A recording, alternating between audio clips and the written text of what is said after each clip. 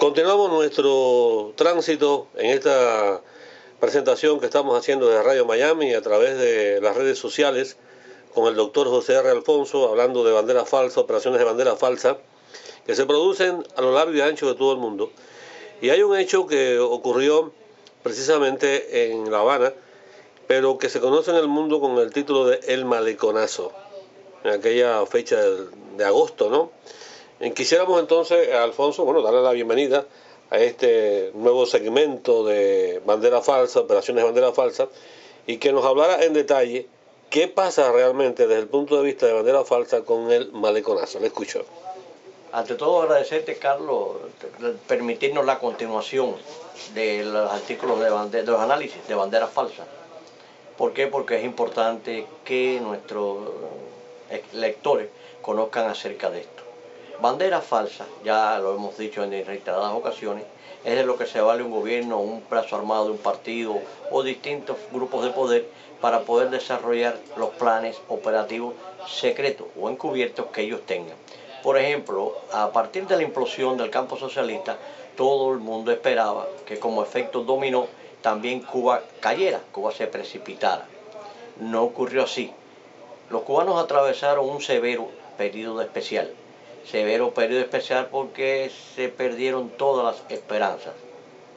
Ya sin economía, la economía colapsada, empezaron a distintas manifestaciones de incrementar las salidas ilegales del país.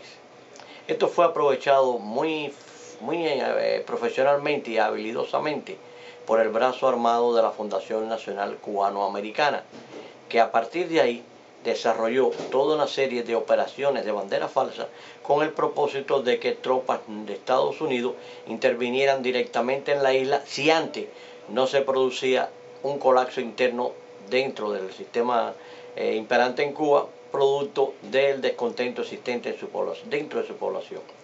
Entonces así vemos que el maleconazo, que es una operación de bandera falsa fundamentada en la teoría del rumor, es mediante el correr la bola, que es como llama el cubano, de que embarcaciones procedentes de Miami iban a recogerlo bordeando el litoral de La Habana.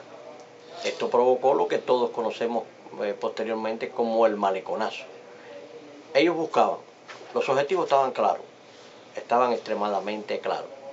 Provocar que el gobierno de Estados Unidos, bajo la administración Clinton, en aquellos entonces, acuérdate que Mascarón hizo un pacto con Clinton de convertirle la masa de sus militantes de republicanos a demócratas y de apoyar financieramente las candidaturas de Bill Clinton. Entonces eso favorecía el terreno para que ellos pudieran desarrollar ese tipo de operación, como en efecto ocurrió.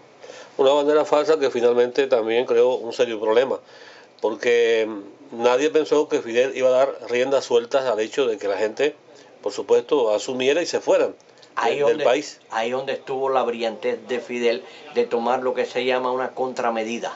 Ante la medida adoptada por el brazo armado de la Fundación Nacional Cubano-Americana, la respuesta de Fidel fue abrir su frontera, o sea, abrir la válvula de escape.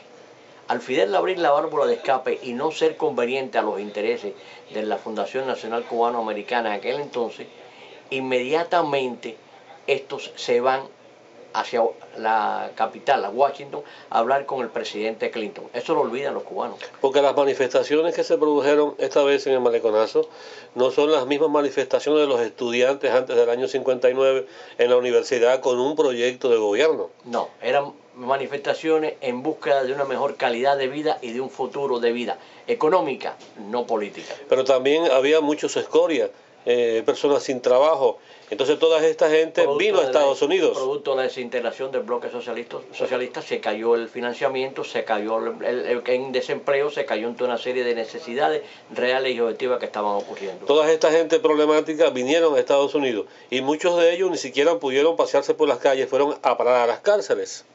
¿Por qué? Porque Hermás Canosa y algunos líderes que hoy olvidan aquí, de organizaciones de medios comunitarios destacados, fueron a Washington y le plantearon al presidente que no podían permitir el arribo de esas personas, precisamente en base a eso, a que muchos eran antisociales y elementos de los estratos más bajos de la sociedad, no se podía permitir su ingreso a los Estados Unidos.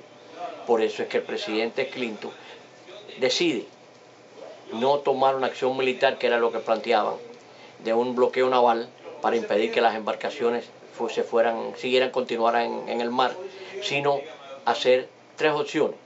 La primera, llevarlos a la base naval de Guantánamo para enviarlos a unos terceros países.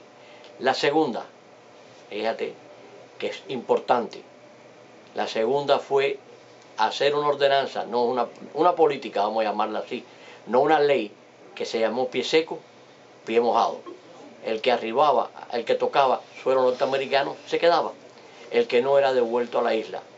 Pero ¿qué ocasionó esta que no la esperaban ellos? Que esto mata a las operaciones de Hermanos al Rescate. ¿Por qué? Porque los Hermanos al Rescate lo que se encargaba era de buscar balseros en el mar, comunicárselos a las guardacostas, estos recogerlos y traerlos a territorio estadounidense. En esta ocasión, si ellos comunicaban la existencia de balseros, se lo tenían que comunicar por ley del mar a los guardacostas y estos tenían que regresarlos a Cuba. Entonces, en esencia, ¿qué nos quedaría sobre el tema del maleconazo? ¿Qué experiencia, qué aporte, no? Si bien fue un éxito original, fue un fracaso con la medida activa tomada por Fidel y los obliga a ellos a hacer una bandera falsa que va a ser la parte que corresponde al derribo de las avionetas Hermanos al Rescate. ¿Por qué? Porque las personas que estaban saliendo de Cuba no eran ciudadanos americanos ni nacidos en Estados Unidos, eran cubanos. Triste historia que después no se ha hablado mucho. Es lo que se dice, había que poner el muerto, pero el muerto tenía que ser norteamericano. No se ha hablado mucho como consecuencia de todo esto, estas personas escoria que vinieron además, y también muchos de ellos cometieron también delitos aquí en Estados Unidos, fueron a parar a las cárceles. Después apareció el grupo de los excluibles. Y entonces todos los días aterrizaba un avión desde Estados Unidos devolviendo a Cuba presos. Porque acuérdate que se estimulaban las salidas ilegales del país y los actos irregulares a través de los medios de comunicación, incluyendo a Radio Martí, que era lo que existía en aquel entonces. Yo les recomiendo leerse El Maleconazo en código abierto 360.com. Voy a repetirlo, código abierto 360.com, El Maleconazo. Es la tercera parte.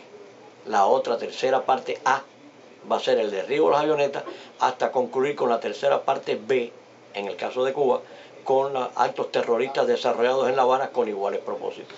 Estamos al habla y han escuchado ustedes al doctor José R. Alfonso, experto en inteligencia, quien lleva muchísimos años investigando sobre estos temas de las relaciones Cuba-Estados Unidos. Dos orillas que definitivamente tendrán que decidir por la flexibilidad y llevarse bien, porque tanto el pueblo norteamericano como el pueblo cubano vivimos en los mismos contextos, solamente que hay que pensar que si hay un Vietnam y una excelente relación de Estados Unidos y Vietnam, de Estados Unidos y también con China, ¿por qué no haberla con Cuba?